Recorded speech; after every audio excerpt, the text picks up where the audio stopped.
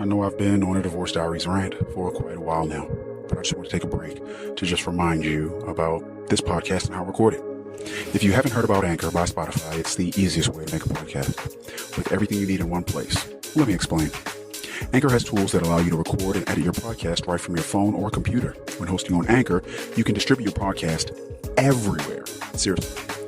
On Spotify, Apple Podcasts, and more. It's everything you need to make a podcast in one place. And best of all, Anchor is totally free. Download the Anchor app or go to anchor.fm to get started. Again, that's anchor.fm to get started, or download the Anchor app. You are now listening to the Divorce Diaries podcast with your host. Well, that's a secret. No names, ages, or any other identifying characteristics will be used as we protect the young and innocent. You'll be taken on a journey as one man considers getting a divorce or remaining married. The Divorce Diaries daily entries chronicle the decision-making processes in real time as they unfold day by day. He hopes to add a bit of clarity to his sometimes muddled mess of a marriage. Cheating, overspending, sex, sadness, and betrayal are the characteristics of this marriage. Is he making the right choice? Welcome to the Divorce Diaries. Entire seasons are released on Patreon weeks before anywhere else at Divorce Diaries Podcast Patreon page. Link below in description. Now for today's episode.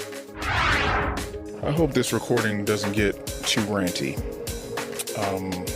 because I am a little bit angry, and I want to make sure that I'm not going to slip back into my red pill rage sort of recordings that I recorded initially on Divorce Diaries, where I was just coming from a place of straight up anger and frustration.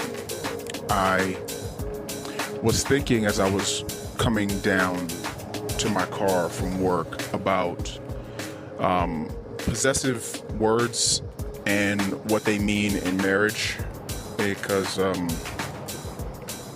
like I said, I'm not trying to, for the purposes of how I was doing it before, air my family's and my kids' dirty laundry, sort of putting everyone's business out there, not with the same motivations.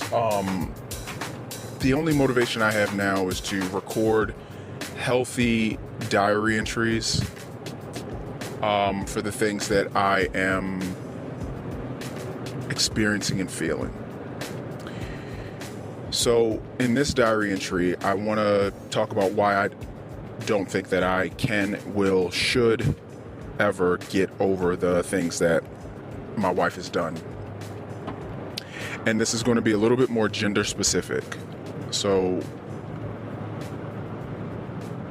if you're a woman listening to these recordings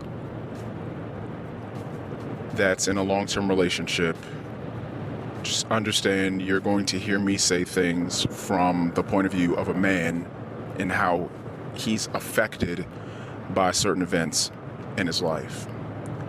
And if you're a man, I wonder maybe if you can empathize with what I'm saying.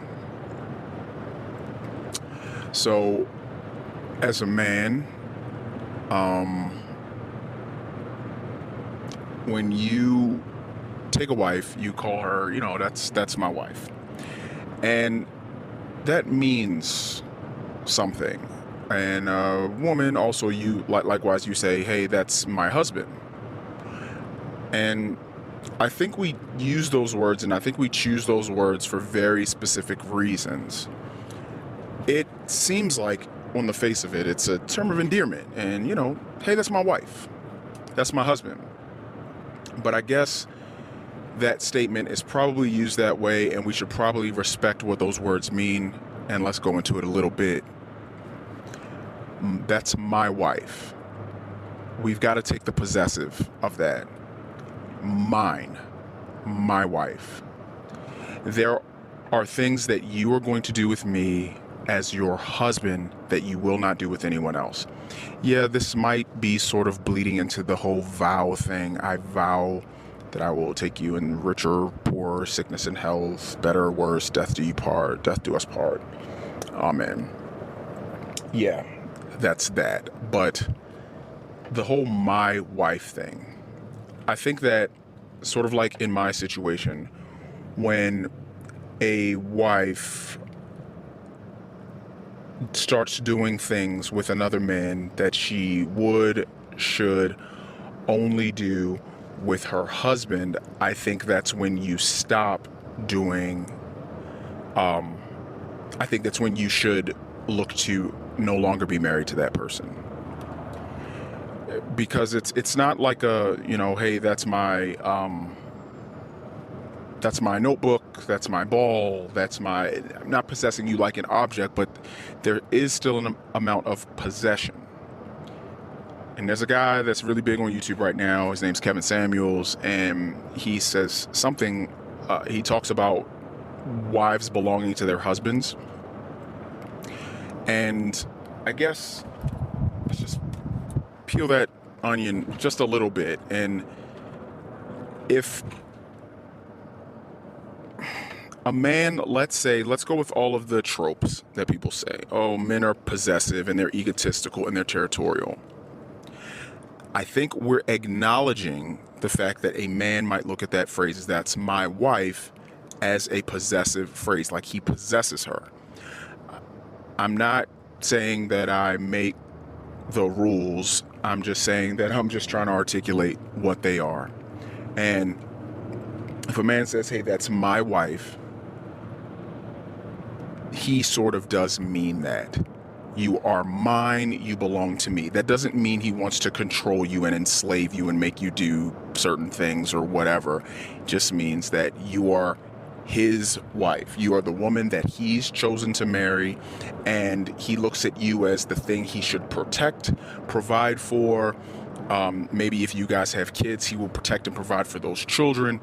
You are mine in that sense. You are mine. Like, you're my goldfish. I'm the one that feeds you. I'm the one that changes the water in your bowl. You belong to me, goldfish. Even though I'm not going to like cook you, and I'm not going to cut off your gills, and I'm not going to hurt you, I'm not going to maim you. I'm going to take very good care of you as mine and as my possession. Goldfish, like, I'm going to take care of you. You're going to have the best goldfish life you can being my goldfish. So that's how a husband likely looks at his wife. You're mine. Yes, I'm going to buy you clothes, and I'm going to take you on vacations, and we're going to have children together, and I'm going to provide a home for you, and I'm going to do all these things because you're mine. You are my wife. It shouldn't be looked at as a negative connotation at all, being mine. And if you're a wife, that's my husband. Like, hey, I don't need another woman making him sandwiches, buying him drapes, picking out his outfit, planning his vacations, painting our walls. Just think of how territorial the average mother-in-law is with her son and her new daughter-in-law. Yeah, they may get along, but I think that might be more of the outlier. And a lot of times mother-in-laws can be a little bit more dismissive and combative with the daughter-in-law because she was the woman that was doing all of those things for her son, for her son-in-law. For her son. And that's my son. That is my son. That is the boy that I provide for, and that is the boy that I do this for. Eventually, that boy is no longer a boy. Eventually, he becomes a man. And eventually, that man gets married, and he takes a wife that ends up doing a lot of those things that he did with you.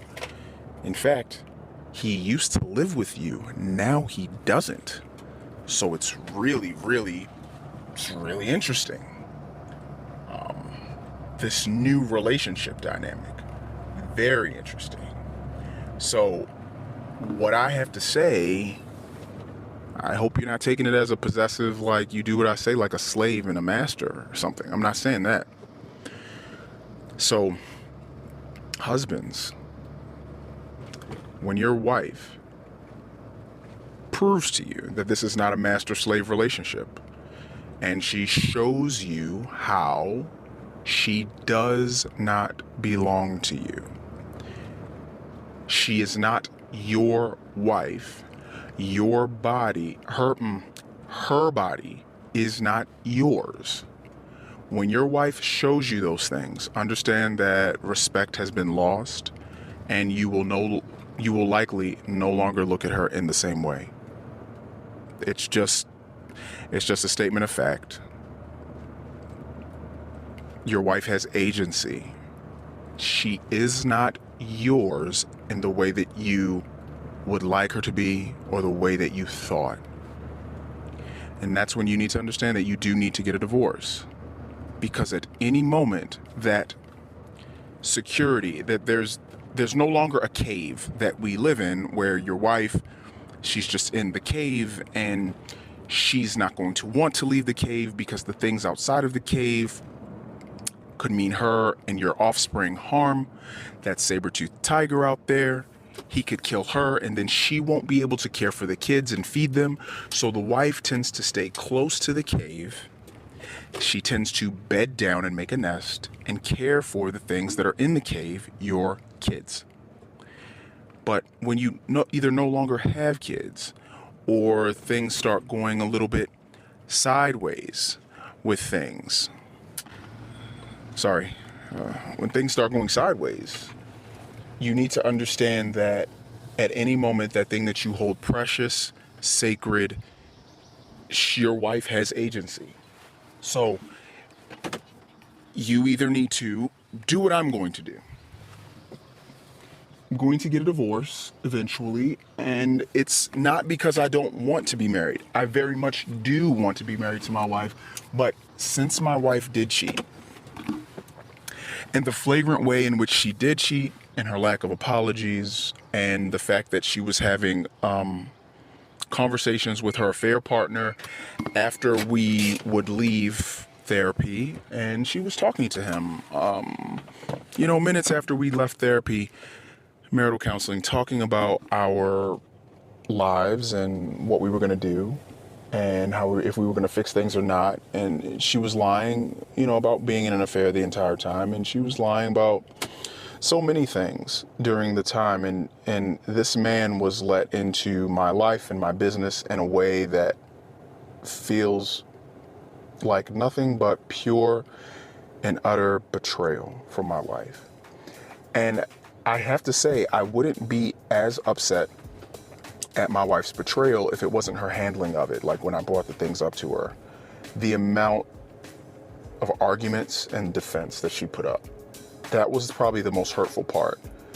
And yes, a year down the line after the affair, 2 years, did my wife do some sort of apology? Yes, she did. Was the apology a little bit lukewarm and half-baked? Yes. Was it after I came to her and I said, hey, I want to bring up this thing that's really bothering me that you did? And then did I get that maybe reluctant apology? Yes. So all of those things were like just slow drips of demolition to our relationship. If it was in short order, I don't know how long it would have had to be, but if it was faster, more objective, more honest, more accountable, then I wouldn't have had so much time to sit and fester and now resent my wife. Because she feels justified in her affair. She feels justified with what she did. She's okay with it. And she has told me several times, our relationship problems are all your fault. And when she said that, after she said that enough times, it sunk in with me, probably in a way that she may not have anticipated, because she doesn't know that we're going to get a divorce. She just knows that I'm having bad days most days, and she knows that I don't really want to have a whole lot to do with her typically. But she is under the impression that, yeah, he's just in a mood again. He's just in a mood again. That's what I'm gleaning from all of this. But I'm not in a mood. This is how I'm permanently feeling now. My wife she's not the same woman to me now that she once was. Wow. That was the Divorce Diaries podcast. The Daily Saga will continue tomorrow. The full season's episodes are on Patreon now. Subscribe for early access. Click the Patreon link in the description. Hopefully, these entries help our anonymous recorder as a form of his own personal therapy. That's his hope and his intention. Will these recordings of life's curveballs lead this family to the best resolution in the end? We'll keep listening. New episodes are released daily on all podcast players, but all episodes are available on Patreon at Divorce Diaries Podcast Patreon page. Until next time,